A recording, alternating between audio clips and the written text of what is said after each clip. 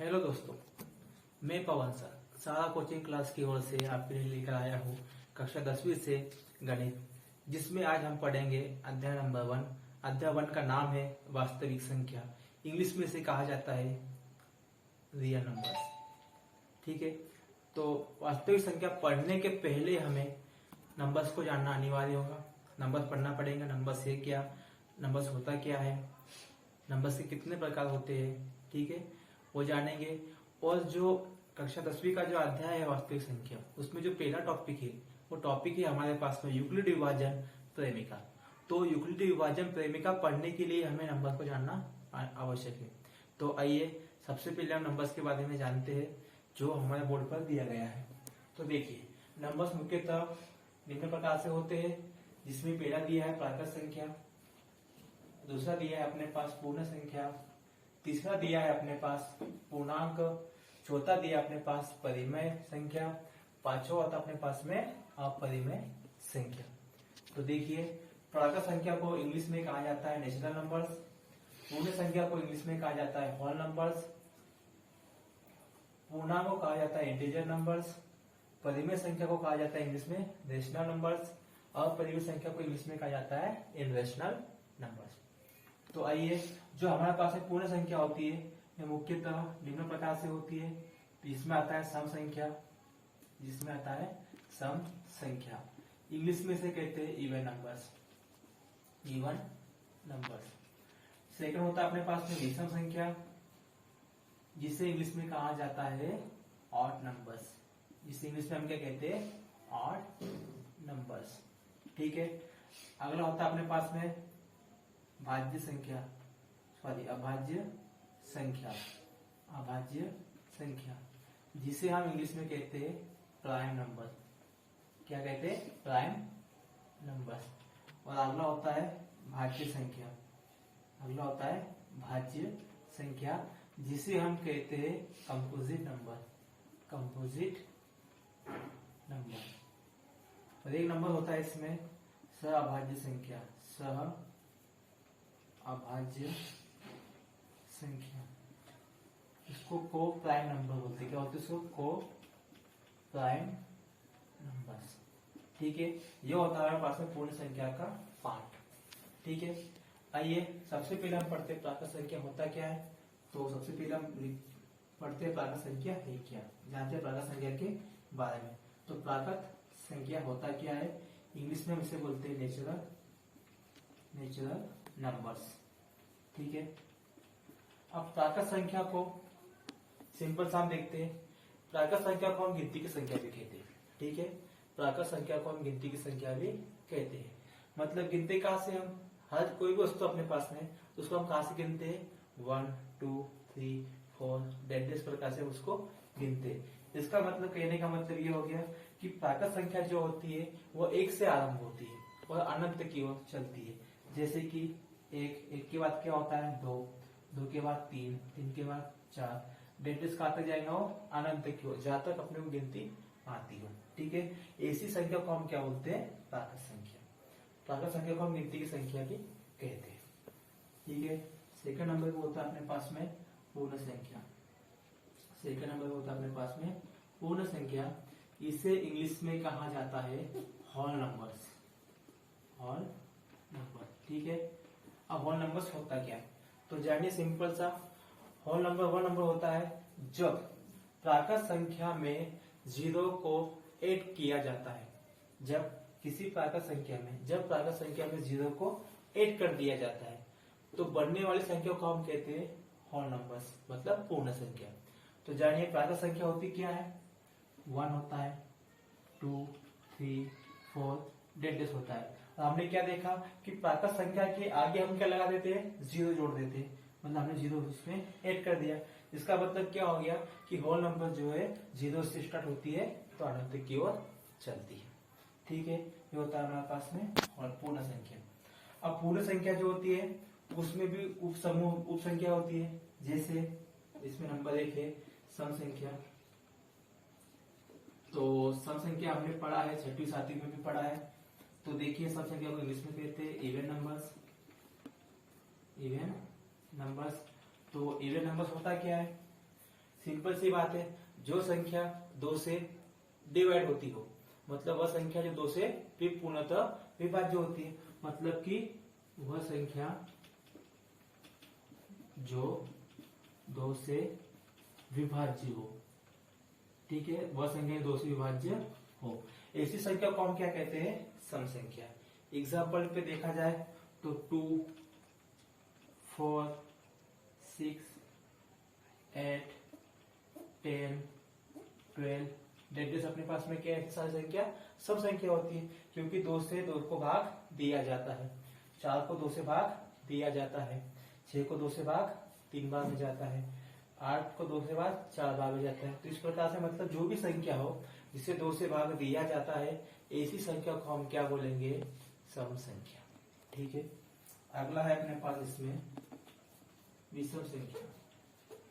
विषम संख्या, विषम संख्या को हम इंग्लिश में कहते हैं ऑड नंबर्स। तो ऑड नंबर्स होता क्या है, ऑड नंबर्स जो होता है सम संख्या का अपोजिट होता है। जैसे सम संख्या में क्या होता था कि वह संख्या जिसे 2 से भाग दिया जाता था, अब इसमें क्या होगा कि वह संख्या जिसे 2 से विभाज्य नहीं होता, मतलब कहने का मतलब क्या है, वह संख्या जो 2 से डिवाइड न होता, ऐसी संख्या को हम क्या बोलेंगे, विषम संख्या। एग्जाम्पल के लिए 1, 3, 5, 7, 9, 11, 13 डेढ़। देखो 1 को 2 से आप भाग दे सकते, ना ही 3 को 2 से भाग दे सकते हैं, और ना ही 5 को 2 से भाग जाता है। इस प्रकार से 7 में भी नहीं जाता 2 से भाग, 9 में भी नहीं जाता है। तो इस प्रकार से बढ़ने वाली संख्या को हम क्या बोलते हैं, विषम संख्या। ठीक है, आपको समझ में आया? आप इसे स्क्रीनशॉट निकाल लो, चाहे तो नोट कर लीजिए। ठीक है, ओके।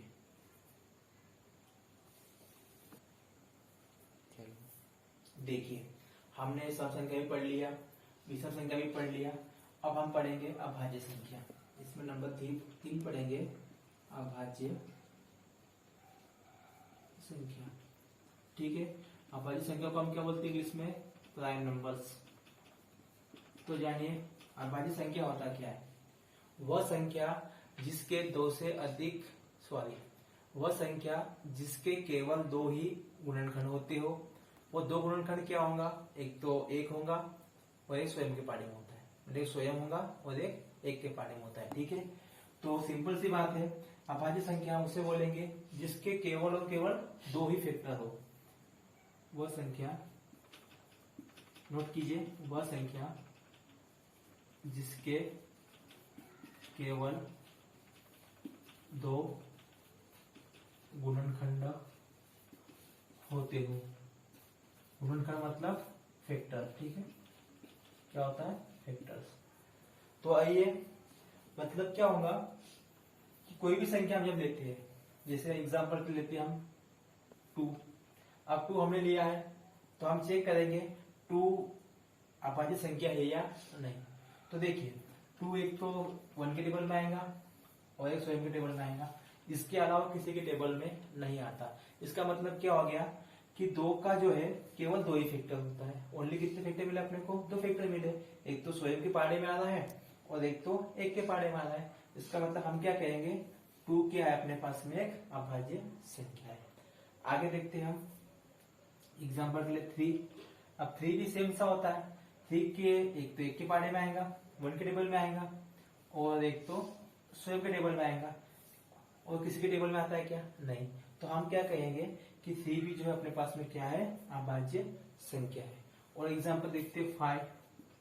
5 क्या होता है, 5 भी स्वयं के टेबल में आता है और 1 के टेबल में आता है। तो 5 भी क्या होगा हमारे पास में, अभाज्य संख्या। और देखते हैं आगे 7। 7 भी क्या होता है, 1 के टेबल में आता है और स्वयं के टेबल में आता है। इसका मतलब 7 का भी क्या होता है कि ओनली 2 फैक्टर्स होते हैं। इस प्रकार से 11th हो गया, 30th हो गया, ये भी क्या होता है, 1 के टेबल में और स्वयं के टेबल में आते हैं।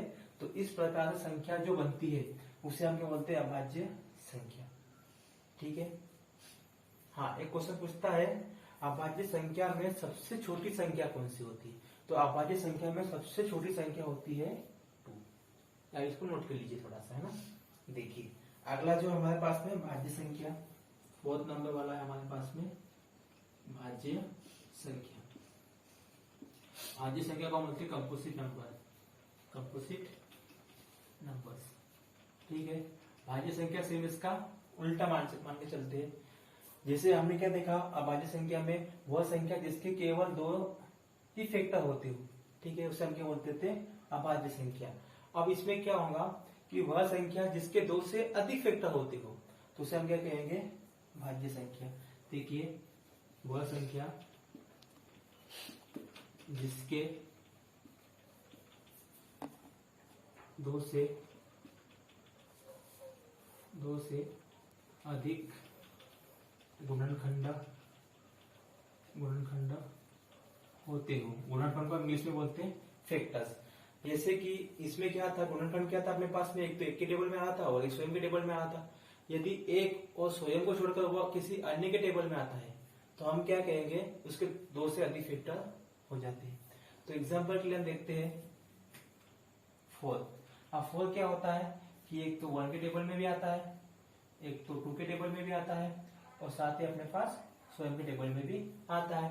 तो इसका मतलब क्या हो गया कि 4 जो होते हैं उसके 3 फैक्टर होते हैं, 3 गुणनखंड होते हैं। 1 के टेबल में भी आता है, 2 के टेबल में भी आता है और 4 के टेबल में भी आता है। इसका मतलब कितने हो गए, उसके 2 से अधिक गुणनखंड हो गए। तो हम उसे क्या बोलेंगे कि 4 हमारे पास में क्या है, भाज्य संख्या है। इसी प्रकार से हम देखेंगे 6 जो होता है वह 1 के टेबल में भी होता है, 2 के टेबल में भी आता है, 3 के टेबल में भी आता है और 6 के टेबल में भी आता है, मतलब स्वयं के टेबल में आता है। तो इसका मतलब क्या हो गया कि इसके कितने फैक्टर हो गए, 1 2 3 4। तो इसका मतलब क्या हो गया, 2 से अधिक हो गए, मोर देन हो गए। तो हम क्या बोलेंगे, 6 भी क्या अपने पास में एक भाज्य संख्या है। ठीक है, उसी प्रकार से हम बात करते हैं 8 की।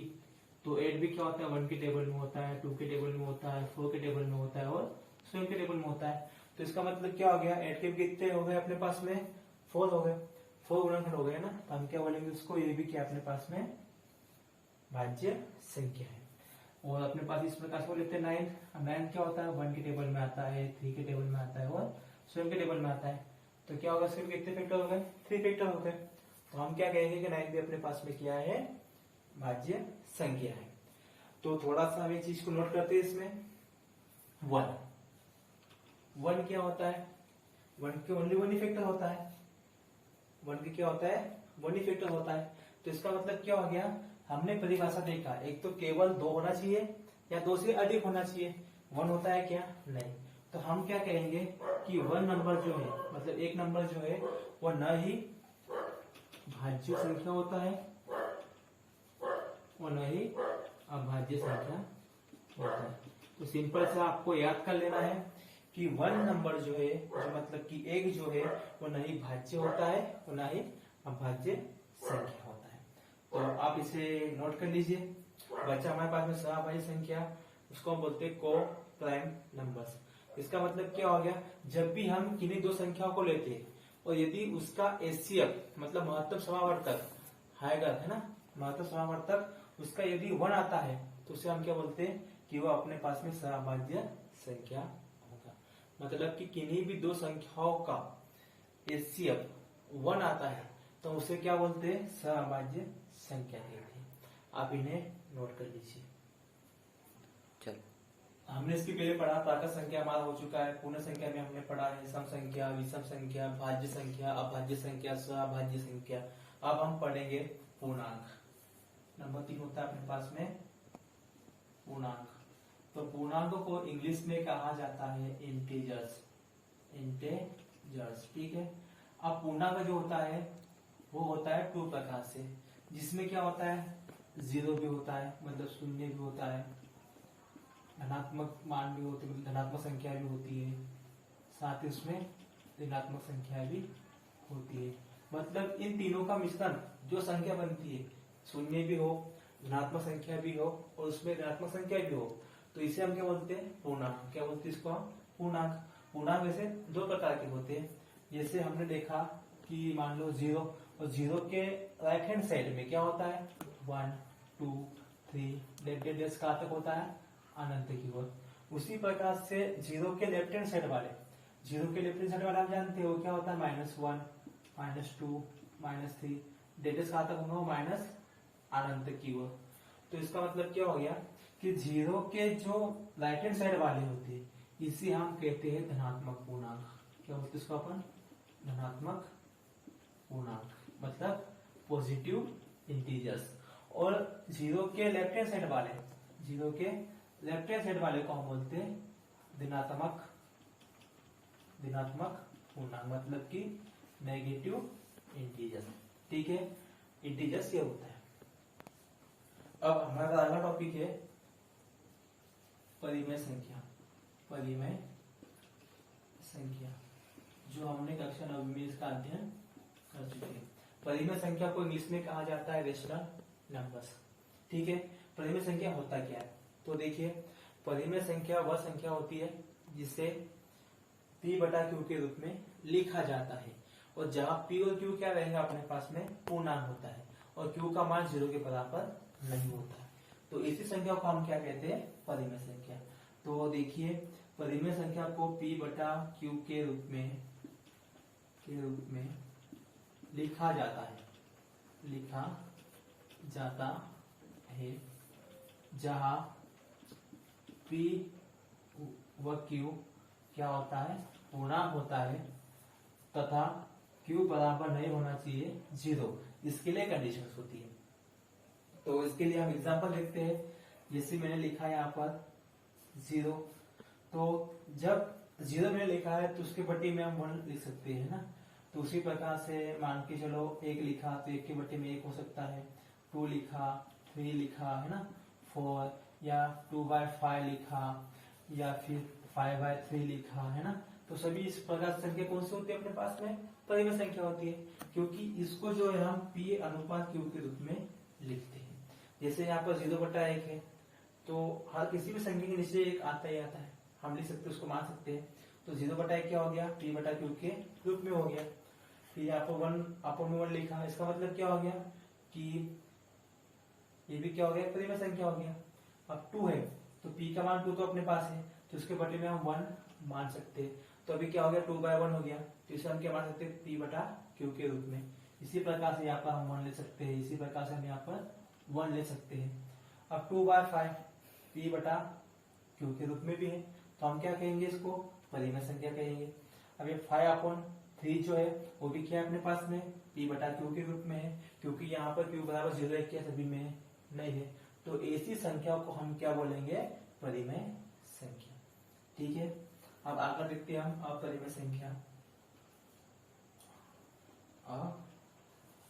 अपरिमेय संख्या जिसे हम बोलते हैं इरेशनल नंबर्स।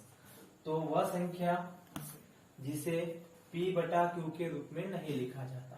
सिंपल से हम याद करेंगे, वह संख्या जिसे p/q के रूप में नहीं लिखा जाता जहाँ q और p पूर्णांक रहेगा, ठीक है, और q बराबर नहीं होगा। सिंपल सी बात हम याद कर लेंगे कि उसे p/q के रूप में नहीं लिखा जाता। एग्जाम्पल के लिए हम सिंपल से नोट कर लेंगे कि अपरिमेय संख्या को करने के अंदर लिखा जाता है। एग्जाम्पल के लिए मानते हैं उसको 3, करने का 2, करने का 5, करने का 7, ये सभी अपने पास में क्या होता है अपरिमेय संख्या होता है। क्योंकि इसके बटे में 1 लिखा तो सर ये तो p/q के रूप में हो गया, लेकिन हमने बात क्या किया है कि p और q क्या होना चाहिए पूर्णांक होना चाहिए। यहाँ पर जो √3 है वो पूर्णांक नहीं होता। तो पूर्णांक हमेशा कैसा होता है सिंपल फॉर्म में होता है, जैसे कि 0 है, 1 है, 2 है या -2 है, -3 है, इस प्रकार से होता है, न कि √रूट में होता है। तो इस प्रकार से हम क्या कहेंगे कि ये p/q के रूप में नहीं होता। तो इसी संख्या को हम क्या बोलेंगे अभाज्य संख्या। जैसे करनी 2 है तो उसके बटे में 1 मान सकते हैं, अपने पास में परिमेय संख्या ऐसा दिखता है, लेकिन यहाँ पर जो करनी 2 है वो p का मान नहीं है, तो ये पूर्णांक नहीं है, ये भी पूर्णांक संख्या नहीं है, ये भी पूर्णांक संख्या नहीं है।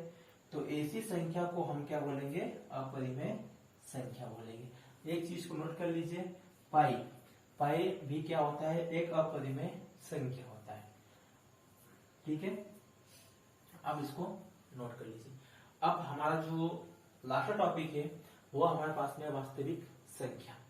तो हम जानते हैं वास्तविक संख्या होता क्या है, तो आप सिंपल सा जान लीजिए, वास्तविक संख्या है ना, वास्तविक संख्या को हम बोलते हैं रियल नंबर्स। ठीक है, अब हमें इसी को जानना था। अब वास्तविक संख्या होता क्या है, तो वास्तविक संख्या क्या होता है, जब परिमेय संख्या और अपरिमेय संख्या दोनों का मिश्रण होता है ना, और जो संख्या बनती है उसे हम क्या कहते हैं, वास्तविक संख्या। और वास्तविक संख्या को हम संख्या रेखा पर दर्शा सकते हैं, उसे हम निरूपित कर सकते हैं। ऐसे संख्या को हम क्या बोलते हैं, वास्तविक संख्या। और वास्तविक संख्या के अंतर्गत ये सभी प्रकार की संख्याएं आती है। ठीक है, तो हमने आज के टॉपिक में क्या क्या पढ़ा, सबसे पहले हमने जाना वास्तविक संख्या के बारे में, जो हमारा अध्याय नंबर 1 है। तो हमने जानने के पहले हमने नंबर्स के बारे में जाना। नंबर्स के 5 प्रकार के होते हैं, देखा जाए तो प्राकृत संख्या, पूर्ण संख्या, पूर्णांक, परिमेय संख्या और अपरिमेय संख्या।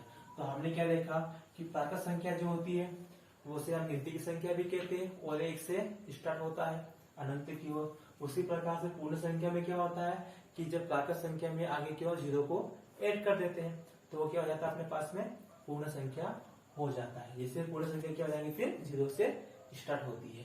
पूर्णांक 2 टाइप्स के होते हैं, एक होता है पॉजिटिव इंटीजर्स और एक होता है नेगेटिव इंटीजर्स।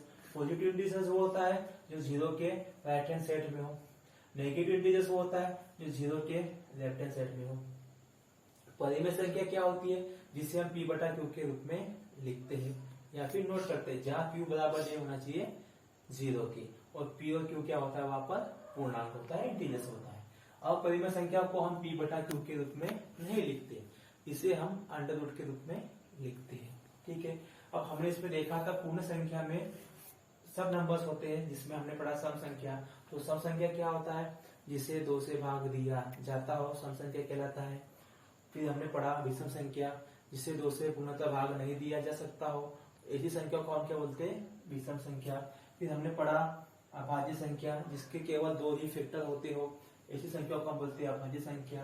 फिर हमने पढ़ा इसके अंदर पूर्ण संख्या के अंदर हमने पढ़ा 4th पॉइंट भाज्य संख्या, जिसके मोड मतलब 2 से अधिक क्या होते हैं, पूर्णांकन होते हैं, फैक्टर होते हैं, इस संख्या को हम क्या बोलते हैं, भाज्य संख्या। ठीक है, तो आज का हमारा इतना टॉपिक था। तो यदि आपको मेरा पढ़ाया हुआ अच्छा लगे तो आप लाइक कीजिए, कमेंट कीजिए और शेयर कीजिए। आपको जो भी डाउट लगी हो या जो भी गलती हमसे हुई हो प्लीज कमेंट में लिखिए।